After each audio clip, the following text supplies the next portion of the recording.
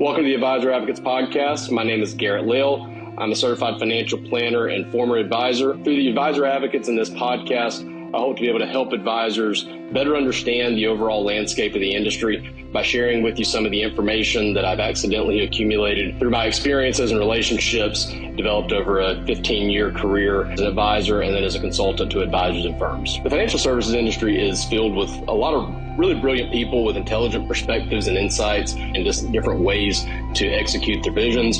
But a lot of this information isn't shared with other advisors because advisors and firms tend to stay very isolated, kind of living on our own islands. And this leaves a lot of advisors and firms not really knowing what they don't know about what else is going on out there in the industry. Hopefully by sharing some of these ideas and different perspectives that I've been exposed to, I can help you create a clearer vision for where you want to see your career and your business go in the future, and then help you make more informed decisions along the way so that you can hopefully see them play out. One of the things that I always try to be careful of and mindful of in this podcast and other content that I do is I don't ever want to come across as if I'm proclaiming to be the wizard of financial services or as if I have all the answers, mostly because that couldn't possibly be farther from the truth. Most of the things that I'm sharing on this podcast are actually lessons from my failures, much more than they're lessons from my successes. I try to just pass along some things that I've learned that may be valuable to you as well, and maybe me sharing it with you will save you some time and headaches along the way. But of all of the topics that I could cover, all the things that I could talk about, I could not possibly emphasize that point any more than I'd like to on this particular topic. This is the most perfect example of what I'm talking about here. When we talk about embracing digital marketing in your practice, this has been a very long process of trial and a whole bunch of error to figure out and learn some of these things. But I've also, just in conversations with advisors and others around the industry, started to notice that I'm definitely not the only one out there who maybe misapplied some of the concepts of how to use digital marketing in your practice. So I thought it might be a good idea to dedicate a show to passing along some of the lessons that I've learned from my failures in marketing, and also what, as I've started to see some success start to come from those efforts after what has turned out to be about a 6-year learning process. I wanted to pass those along as well and hopefully help you better understand how modern marketing works. And one of the interesting things about this is when you really start to think about the pitfalls that advisors run into and the reasons that we fail with our digital marketing efforts, it's mainly because we are not applying the exact same principles that we are preaching to our clients day in and day out. Because the reality is, building a successful digital marketing strategy is very much like investing and accumulating a nest egg for retirement in a lot of different senses, but especially in the sense that you don't really get very far focusing too much on short-term results. When you really start to understand what digital marketing is and how it works and what makes it effective, you start to notice that, wow, there are a lot of similarities and commonalities between this and the principles of investing. So on this show, I want to spotlight that a little bit and just kind of talk about some of those common principles or similarities between the two. And hopefully at the end of this, you'll have a little bit better understanding of how to think of it as a long-term investment process. And maybe that'll help you to maybe be able to apply some of these principles to help grow your business long-term and to incorporate this as part of your growth plans. So let me start off by picking on myself as the guinea pig here. Okay, I was first introduced to the concept of digital marketing about 6 years ago, around 2018, late 2017, early 2018. Someone told me that I should start doing digital marketing for my practice, and I completely laughed at that notion, and basically my response was, no one is going to invest any meaningful amount of money with me because they saw a Facebook ad or look me up on Google. The types of clients that I'm looking for are the types of people that are making more serious long-term decisions, and they're going to vet me a lot more than that. Nobody's going to make a significant investment just because they saw me on Facebook, And most of all, the people who would make that type of a decision are probably the types of clients that I don't want. So I completely shunned the idea. About a year later, I started to notice how effective digital marketing was on me, and the fact that every single time I even seemed to think about a product, the next time I got on my phone, lo and behold, there was someone offering that product to me. And it was a little freaky, honestly, to begin with. And I started to kind of explore this and say, okay, I think there is something to this. So I came up with the brilliant idea of coming up with a different product that people would buy at with the click of a button, and try to figure out a different way to capitalize on digital marketing. So fast forwarding through about half of this process, it took me a while to really start to understand that if you do it the right way, you will be able to attract the right types of clients and to build the right types of relationships with potential new investors through digital marketing. You just have to think about it a little bit differently, because I think in my first iteration of this, my plan was come up with a product that everybody's going to want, then go tell as many people about it as you possibly can, and then they'll all immediately buy and you'll become an overnight millionaire and things will be great. Well, I don't care if you're trying to give away a free PDF download, get somebody to sign up for a free newsletter, or sell them a $50,000 car. In the digital world, with this very short attention span that we all have, you're not going to make an impact on the first click, second click, fifth click, 10th click. You may not even realize this, but subconsciously, you usually, by the time you make a decision to engage with a business, have already seen that business a few times that you forgot about it. Okay. And the number may vary a little bit from exactly, who you talk to, but the number that I keep hearing is that it takes 25 to 30 digital touches before somebody is even going to make one step towards engaging with your business. And this makes some sense, right? Because when I first started in this business, I did it probably like a lot of you did. If you've been around the industry for a while, it was cold calling, it was networking. And if you remember, maybe the first time or two that you talk to somebody, they might be somewhat polite to you.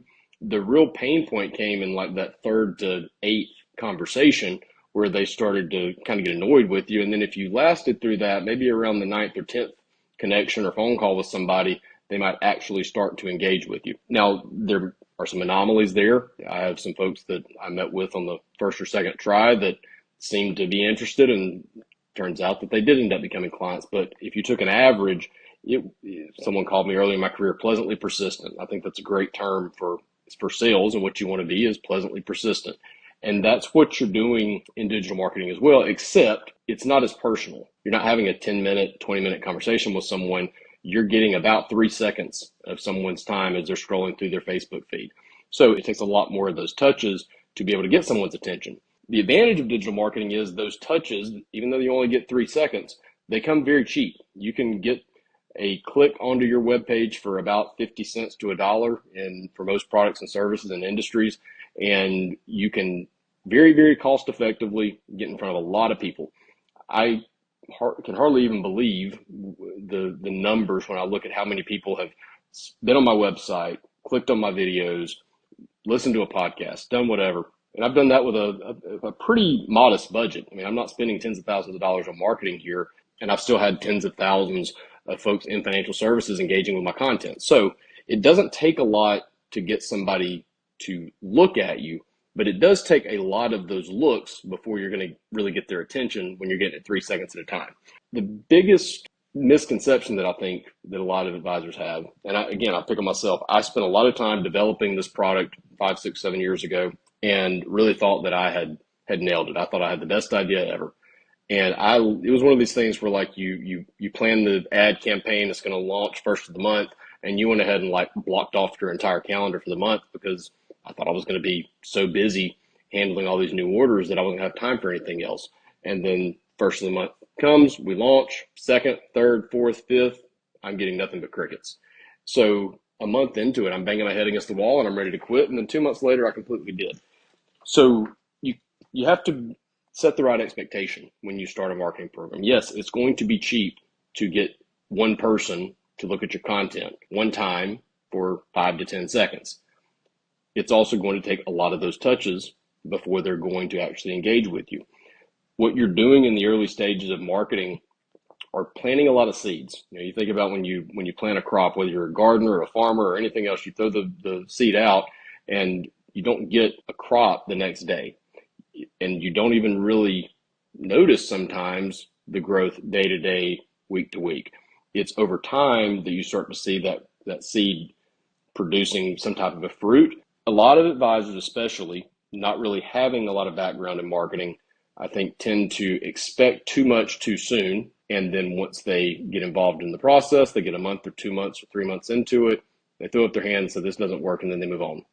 I've heard so many stories of advisors who say digital marketing doesn't work. And I certainly was on that side of the fence for a really long time. But the reality of it is, think about someone investing in a portfolio. One of my favorite examples of the power of compounding and exponential returns is the example of if I offered you $1,000 today or a penny today and offered to double it every single day for a month, which would you prefer? If you've heard this before, you know you're much, much wiser long term to take the penny today and double it every day for the next month. But it takes a really long time for that to take effect. In fact, 15 days into that month, your penny would have only grown to be $163. You end up with about $5.3 million by the end of the month. But even on the 25th day, it's only $167,000. Most of the fruit of that particular seed doesn't come until the very, very end of the process, right? So a lot of advisors start down this path. They get frustrated with it on day 5, day 10, maybe even day 15, and they walk away, not realizing that they're much, much closer now to realizing the ultimate goal of all their work. They just throw their hands up because they think it doesn't work, and now they've wasted the money of trying to get there. So as much as we talk to clients about this, we don't usually understand it ourselves. And I don't think it's because I don't think it's just because we're impatient. I think it's a combination of advisors being maybe a little bit impatient and also not having the right understanding of how the whole process works. When you really start to peel back how digital marketing works, it's actually something that is tailor-made for the mindset of a financial advisor, because the really, really cool thing that you get with digital marketing is you get analytics like you could never believe in terms of feedback for your business. And this can be a little bit of a catch-22 in a way, because you do have access to more information than you could imagine to help you get feedback on which messages were landing, which ones weren't, which audiences are you able to obtain more cost effectively than others. Hey, look, you may be targeting 65-year-olds in a certain neighborhood, but then you may find out that you're able to get 4 times as many clicks for half the cost on, in a different demographic. And when you start doing the cost benefit analysis of that, you may realize that, hey, I can grow my business even faster marketing to this. It may not quite be the ideal client that I'm looking for, but it's 90% as good as the ideal client that I'm looking for. And I can get, 4 or 5 times as many of them for the same budget. As you start to get all this data back, it can really consume you if you're not careful. So you do have to be mindful of that and use the analytics, but not obsess over them. But if you're training yourself properly and conditioning yourself properly and keeping the analytics, in their proper place, they are an invaluable tool to give you feedback so that you don't continue to do the same things over and over and over again, seeing that they're not working. It's a great way to test ideas. If you have a new marketing slogan or a new phrase that you want to try to start using with your clients, you can throw that out in a test ad and compare that to what you've been using and be able to see, okay, when I was using my tried and true traditional messaging, I had a 4% click rate. When I've used this brilliant new slogan, I get a 1% click rate. Apparently, people don't like this slogan as much as I thought they would. And you can learn a pretty valuable little tip that might even save you from using that language that's not popular in a conversation with your clients. So the analytics give you a lot of really great feedback that you can apply to a lot of areas of your business, but you do have to be careful not to over obsess with them and dwell on too much. There is a balancing act that you have to play here. One common thread between a lot of advisors is financial advisors tend to be really good communicators, and they tend to be pretty good at taking complex problems and complex scenarios and figuring out how to boil them down to pretty simple, digestible information to help their clients better understand what we're doing. For this reason, a lot of advisors are really excellent at creating good content. one of the really interesting things that I've noticed over time is there are a lot of great videos, podcasts, educational series that are all over the internet on financial advisors' websites that when you plug into it and you watch it, it's like, man, this is really brilliant. But if you look at their YouTube channels or you figure out a way to look at how many people are listening to the content they're putting out there, they're only getting 20, 25, 30 listeners, maybe 100 listeners per show. And most of that's coming from their own clients. It's not necessarily helping them to find new business or find new clients. Because advisors are really good at developing content, maybe not quite as educated really about how to get it out there. I would encourage you to diversify your delivery of that a little bit. Some of your potential clients are going to be on Facebook and they're never going to use Google. Some are going to Google every single thing that they're going to consider purchasing, or when they start to look for a financial advisor, the first thing they're going to do is go to Google and search for something, but they don't even have a Facebook account. Some of your clients or potential clients may be on X. Some may use Instagram. I mean, I know that we think of TikTok as being more for the millennials, but you know what? Some of your Gen Xers are on TikTok so that they can see their grandkids' videos. So you never know where your clients are going to be. So there is a balance here of wanting to get your content out in a few different formats, maybe having a 30-second short that you can put on Facebook as a reel, and also having the extended cut version of that that's available on YouTube and embedded into your website for somebody who wants to learn more. You may want to have a search campaign on Google. You may want to have a variety of different types of campaigns, but if you're doing this yourself, especially in-house, you do want to be careful not to spread yourself so thin that now you're spending the majority of your day going through the analytics and the performance of all these different channels. I would encourage advisors to come up with some content ideas, record some content, publish some content. Newsletters can be another thing that you can kind of put into the mix, and then start to build out a diversified content portfolio, a couple things at a time. You don't have to throw out a newsletter, a blog, a podcast, a YouTube channel, a Facebook account, an Instagram account, a LinkedIn strategy, and bring it all to market at one time.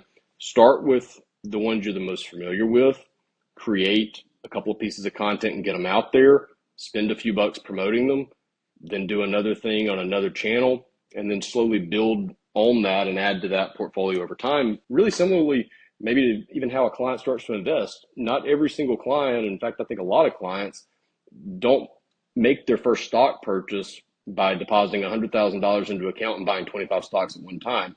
They save $500, they buy a stock. They save another $500, they buy another stock.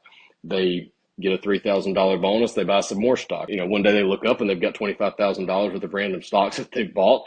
And that might be the point where, I had clients that I got at that point where they came to me and said, hey, I need to clean this up a little bit. So it doesn't all have to be, you don't have to be an expert in it to start the process.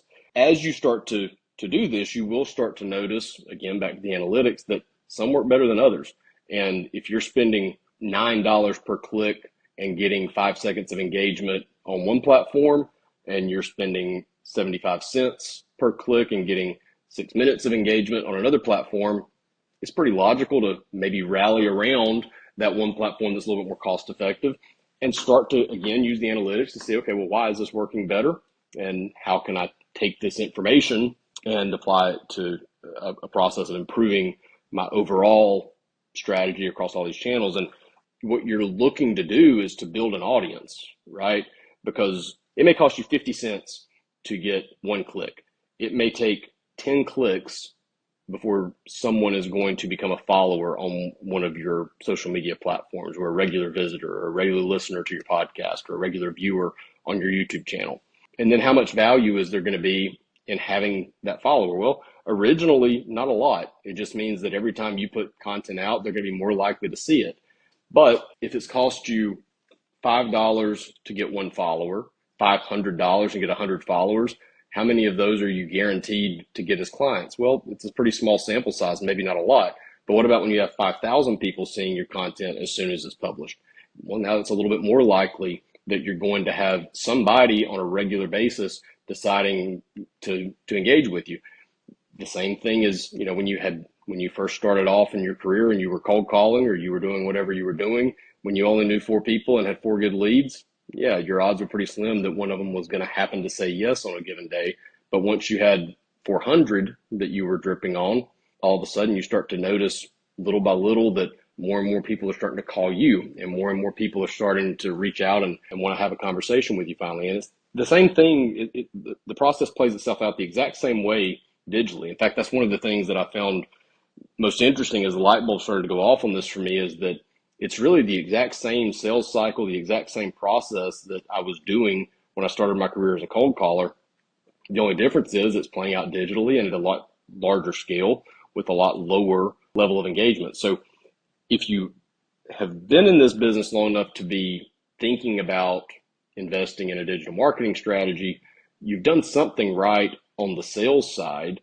And if you could invest in that same process digitally, you will get yourself eventually to a tipping point where you are getting essentially free leads all the time. One of the really interesting things that I misunderstood in the beginning of this, I think I Googled at some point, what's the average cost per acquisition, right? How much does it cost me as an advertiser to get somebody to buy my product? And as elementary as this sounds to me now, I basically took that and said, okay, if it costs $100 for an acquisition, as long as I can sell the product for more than $100, then this is going to be a profitable strategy. The problem with that is it's not a linear progression, right? You don't spend $100 for your first acquisition. You may spend $5,000 for your first acquisition. Depending on what you're selling, it may be $20,000 for your first acquisition. It may be 200 if you're selling t-shirts. It's going to depend, based on what it is exactly you're selling and how effective you are and all those types of things. But what we don't think about a lot of times is that this entire process is very front loaded when it comes to the cost, because every time you do get a new follower or a new subscriber or a new viewer, whatever the metric is for somebody who is going to regularly see your content, now every single time you put out new content that they see it, you didn't have to pay for that. So it may cost $5,000 for your first acquisition, but then the second one might not have cost you anything. So now your average cost per acquisition is $2,500. If your third one costs you 75 cents, now you're down to, whatever, $1,700 per. And then at the margin, it's getting cheaper and cheaper and cheaper over time. So when you see these numbers, if you've ever looked them up before and you see it's $75 per acquisition or $100 per acquisition, that probably comes from a sampling of folks that spent thousands of dollars and saw no return.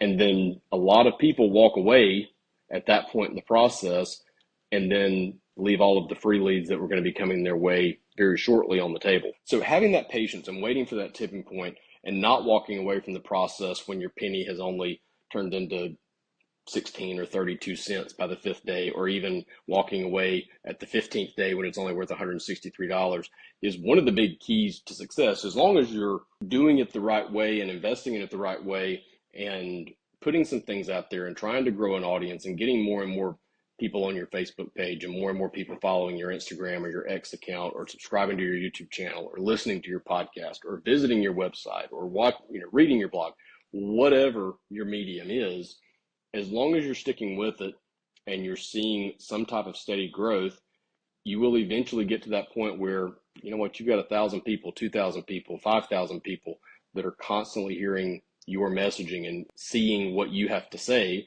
I've always kind of felt that, I guess, a successful sale comes from being at the right place at the right time. Well, part of that process is being in a lot of places, right? Back in the cold call days, that meant calling a lot of people. If you called enough people, you were going to come across somebody who just happened to be looking for a financial advisor on that particular day.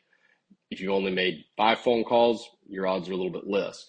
But as you have a larger and larger amount of people that are hearing everything that you say, and those calls are becoming automated and they're becoming free and they're becoming very time and cost effective for you to make, now you're also going to increase your chances of getting the timing right? Because you just have a larger sample size.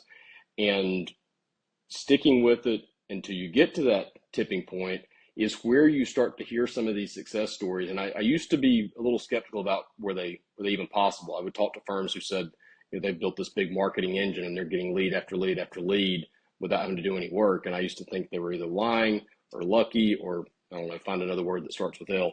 But what I eventually started to learn is that, if you stick with it, there's going to be some limitations on it. You can't just be, you've got to have some type of a knack for communicating and getting the right messaging out there. But I mean, I used to say, I think a monkey could go around handing out business cards and eventually find a few clients because somebody's eventually just going to want to do business with a monkey because it's cool. It doesn't matter so much what you're saying as much as it matters that you're saying it and that you're being honest and true to who you actually are. And that might be a little bit too deep of a topic to get into on this show, but I do think on a later episode, I'd love to dive into that a little bit because that's the other mistake that I made a lot of times was trying to mimic what I was seeing other successful advertisers do rather than being true to myself with what I was saying. And the more real you are, the more likely you are to attract the right types of people. So if you're creating content, presenting who you actually are, how you can actually help, helping people to understand what that is, and then consistently investing in it, you will eventually see that return. I think my last sort of parting, I don't know, possibly meaningless knowledge, but hopefully not, is before you commit to it, don't waste the energy by not taking inventory of what it's going to cost you and making sure you can see it through. If this is not one of these things that this doesn't need to be one of these like traditional New Year's resolutions type things where you do it for a week and then you quit it. You want to make sure that you have the budget, the patience, the time, the capacity to understand this is going to take a while to see some fruit. Get your mindset right to be able to accept that it's going to take a little while. And then, maybe even try to psych yourself up a little bit by just enjoying the small gains. I mean, it's really exciting when you get your first subscriber, or your first follower, and your first 10, or your first 50, or your first 100, or whatever the metrics are that you're looking for. And you just want to make sure that you kind of condition yourself to have that patience and to know that you're in it for the long term. Listen to the same things you've probably been telling your clients for years, but if you put yourself in that mindset and you stay diligent, you stay consistent with it, you do eventually get to that point where you can be one of these successful firms that you're needing to call someone like me to say, hey, I need you to help me find new advisors because I don't have enough capacity to handle all these new clients that are coming in. And that's a really good place to be. And I know a lot of advisors want to get there. And I will say, if you are interested in doing this, but you're not quite sure that you have all the answers or know exactly how to execute it, or just want to have a conversation with me, I'd be more than happy to chat with you and see if I can help in some way or another. I have found it to be fairly ineffective, I suppose, for me to put out a lot of digital marketing services myself and prepackage them in a way that says, hey, this is what it costs and this is what I'm going to do for you.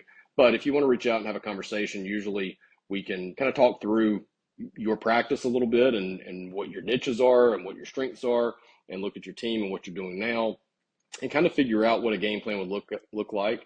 And if it is something that I think that I might be able to help you do, I do have a lot of knowledge that I might be able to pass along, and a lot of technical abilities that I've developed over time that I could share with you that may be a way to help you save some time, cut down on some of those costs, and again, just maybe save you some of the time and headaches of trying to learn some of these things yourselves. Because again, I spent 6 years getting to where I am right now with my level of knowledge of marketing and how this works. And it's not something I would do again. In fact, it's not something I really meant to do the first time around. I just kind of looked up at some point and realized, okay, well, I've figured out a few things here that could be really handy for some folks. So I would be very interested in chatting with you and seeing if there is a way for me to save you some of that time, save you some of that money. And I will say this about the learning curve of this. My experience with technology is that it usually takes me, 10 hours to figure out how to do something that once I find out how to do it, it turns out it takes me 10 seconds to actually do it, but it takes me 10 hours to find out how to do it. Since I do have, an accumulation of this knowledge in my little bag of tricks, there is a pretty good chance that if you want to have a conversation with me, I can share some of that with you, maybe even do some things for you in an hour that would take you a month to figure out how to do for yourself. So if there are some ways that I can help with that, love to chat. Feel free to give me a call on my cell, 919-561-2436. Shoot me an email to Garrett@theadvisoradvocates.com, or go to theadvisoradvocates.com/connect. In the message box, when you schedule the call, just maybe make a little note that you're interested in chatting about marketing, and I would love to chat with you if I can help. Either way, really appreciate your time. If you made it this far, thanks for listening. Thanks for watching. We'll see you next time.